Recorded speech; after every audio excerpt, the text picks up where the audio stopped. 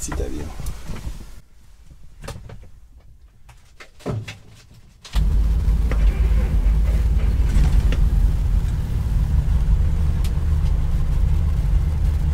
Combien de temps, ce rentre-là?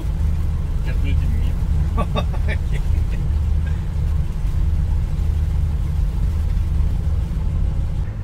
Après mon expérience matinale que je qualifierais de mystique, du 19 octobre au matin avec les ouvats, j'avais plus aucun doute sur la possibilité, sur mon désir qu'on travaille sur Jean-Paul Riopelle.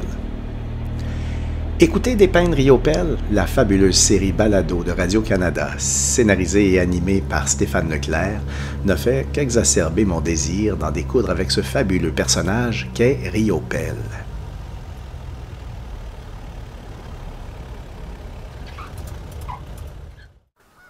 Comme l'a si bien dit Stéphane Leclerc, ce qui frappe quand on arrive à l'île aux grues, mis à part la beauté du paysage, c'est le vent,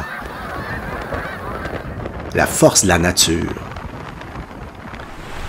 Quand on travaille sur Riopelle et qu'on arrive à l'île aux grues, on ne peut faire autrement que de penser à l'homme en symbiose avec la nature contre vents et marées. De penser au roc qu'est Riopelle.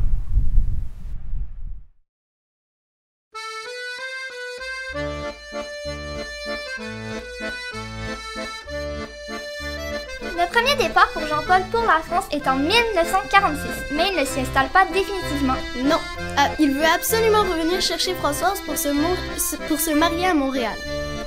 Oui, Françoise Espérance, son amie chorégraphe et danseuse avec qui il veut se marier.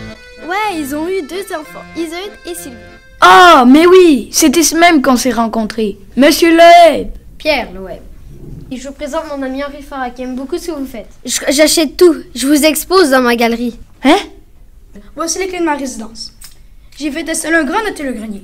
Je barre pour 6 mois pour l'Égypte. L'atelier est à vous. 52 Durantin dans Montmartre.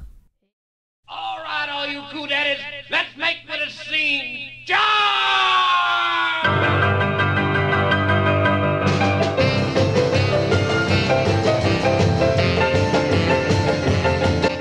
Hello, Mr. Riopelle. How do you like New York? Do you find it very different from your country, La France?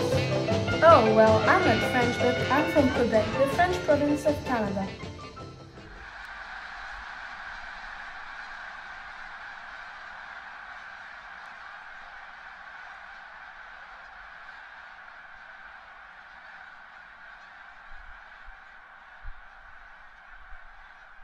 Mais il se levait très, très tôt le matin. Il y avait un rythme de travail. Il se levait avant le lever du soleil tout le temps. Puis il y avait toute une routine dans la maison. Il fallait allumer le poêle à bois, faire le café. Moi, je sortais le chien. On s'entendait, on disait rien le matin. Tout était dans le silence. On respectait nos bulles, chacun. Puis après ça, Jean-Paul rentrait doucement dans l'atelier. Puis au début, il fallait qu'il allume ses lampes à gaz parce que la lumière n'était pas encore arrivée. Et puis là, il inspectait un peu ce qu'il avait fait la veille. Puis là, il recommençait à intervenir sur sa toile. Puis il travaillait jusqu'à midi, sans arrêt. Il ne laissait jamais. Mais c'était un homme organisé. À midi et demi, il sortait de l'atelier. Il venait prendre un verre de vin, une bière, une cigarette. Il mangeait. Il retournait dans l'atelier. Il intervenait encore un peu sur sa toile. Et puis après ça, il quittait l'atelier. Il allait faire une sieste sur le divan. Et puis après ça, il retournait au travail. Puis là, c'était jusqu'à ce que le soleil se couche. Souvent, c'était pas encore tout à fait sec. Et puis, Jean-Paul disait, il faut faire la prochaine section. Je lui disais, t'as pas peur de briser tout ça? Non, non, non, non, non. Et puis, il était très habile. Et puis, écoute, la Rosa Luxembourg, quand tu te promènes au Musée du Québec, je regarde chaque section, puis je me dis, mon Dieu, qu'il aurait pu, des fois, l'abîmer, tu sais. Mais il connaissait tellement bien les matériaux. Il était tellement un être habile. Quand il était en atelier, il était maître de l'atelier, il était maître de ses matériaux, puis il savait comment ça fonctionnait. La souplesse d'une toile et tout ça, il connaissait ça.